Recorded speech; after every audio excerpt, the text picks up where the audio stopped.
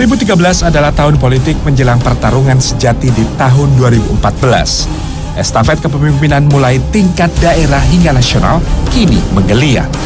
Tahun ini sudah lebih dari 150 pemilihan kepala daerah usai digelar. Bermaksud meringankan beban keuangan negara, pemerintah berencana memajukan 43 pemilu kada lainnya di tahun 2014. Euforia dan obral janji nyaring terdengar dari panggung kampanye. Di balik euforia ini terjadi banyak pelanggaran yang tidak terlihat mata. Salah satunya pembelian suara atau lazim dikenal sebagai serangan fajar.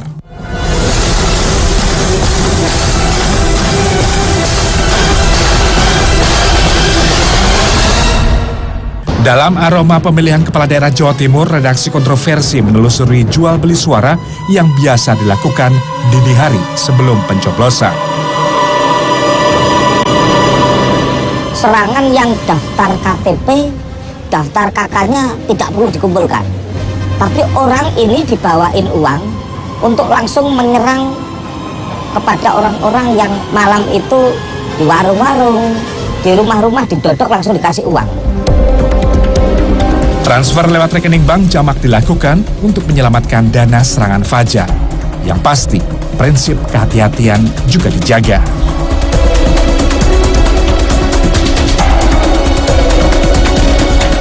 Itu kadernya disuruh membuat rekening.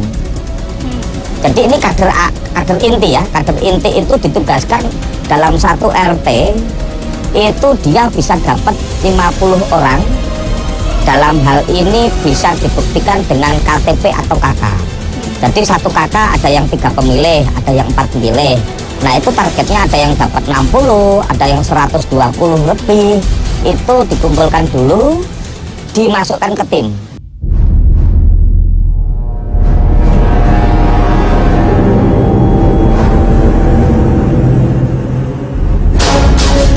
Tidak cukup sekali, bagi-bagi uang dilakukan berkali-kali untuk mengumpulkan suara pemilih. Nah ini kan sudah mulai dibagi ini kemarin ini mas. Ya, jadi di amplop ini, ya, amplop ini uangnya ini 20.000, di dalamnya ada ini. Ini kayak lokot yang kemarin ini mas ya.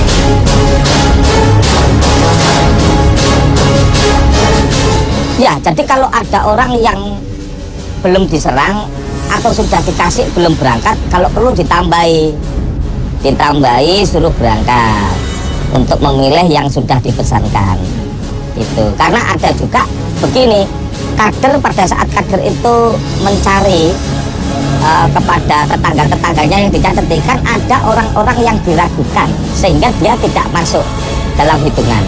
Nah ini menjadi target kedua, pengumpulan data, diawasi apakah betul data di RT itu orang itu tuh ada pengawasnya. Kemudian kalau memang sudah benar dipercaya kader ini, kader itu tidak cuma kumpul sekali 2 kali, dia sudah dipanggil beberapa kali, dapat 100-an, dapat 50-an, diyakinkan, dipesankan, diyakinkan bahwa nanti gue tak kasih uang harus disampaikan loh ya, itu.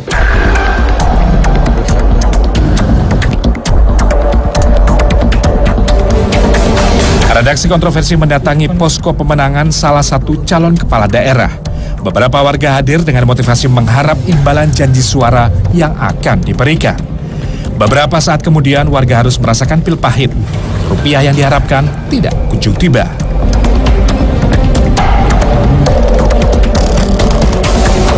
Usai mendatangi ketua RT dengan membawa fotokopi KTP dan kartu keluarga, amplop pun diberikan.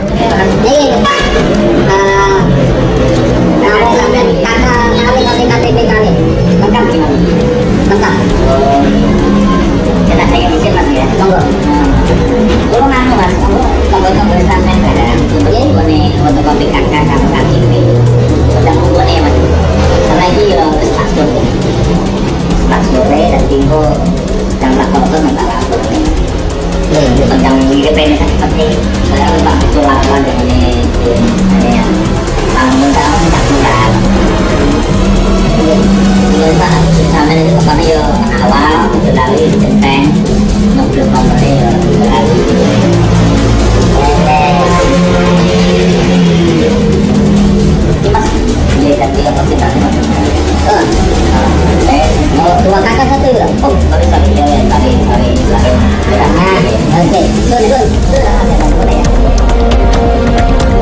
Bukan ini saja, di lokasi pemungutan suara maklar suara kembali bergentayangan. Berbekal sekepok uang, mereka siap membagikan kepada warga yang telah memilih sesuai pesanan. Di mana diselenggarakan pemilu kada dan diskursus ideologinya cair, maka yang namanya money politik itu niscaya.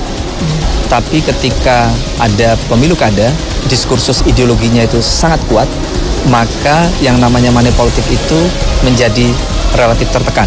Kalau atas dasar asumsi itu, kita melihat yang ada di Jawa Timur sekarang, diskursus ideologinya cair.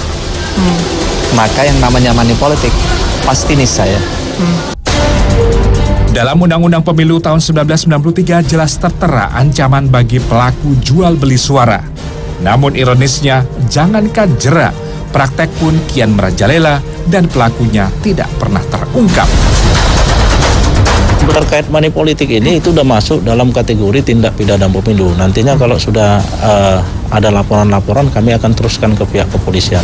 Nah, oleh karena itu memang kami tidak mau melakukan penindakan atau memproses dugaan pelanggaran money politik ini berdasarkan informasi yang tidak jelas. Mereka tidak cukup punya instrumen yang mampu untuk menjangkau sampai ke level bawah. Mereka hanya tahu mendengar, tetapi tidak pernah bisa mendapatkan bukti konkretnya. Tentu mereka kan harus menyertakan bukti-bukti itu. Karena kan Bawaslu hanya bisa menindak atas dasar bukti. Kalau enggak, nanti Bawaslu-nya sendiri yang dilaporkan. Nah, ini kan jadi repot juga. Jadi mereka bertindak kelihatannya menjadi over hati-hati gitu. Karena mereka juga tidak ingin keluar dari koridor yang ada.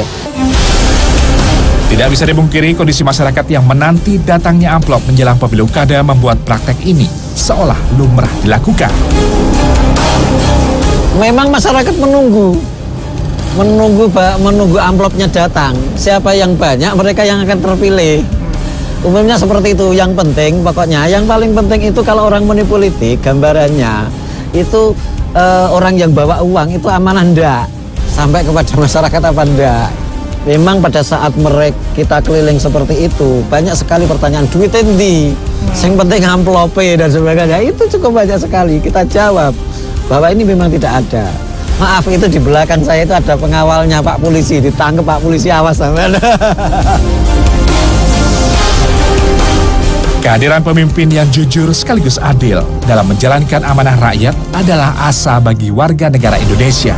Sudah saatnya bagi pemimpin bangsa untuk menjunjung tinggi kejujuran jika masih menginginkan bangsa ini bangkit dari semua keterpurukan. Tim Liputan Trans 7.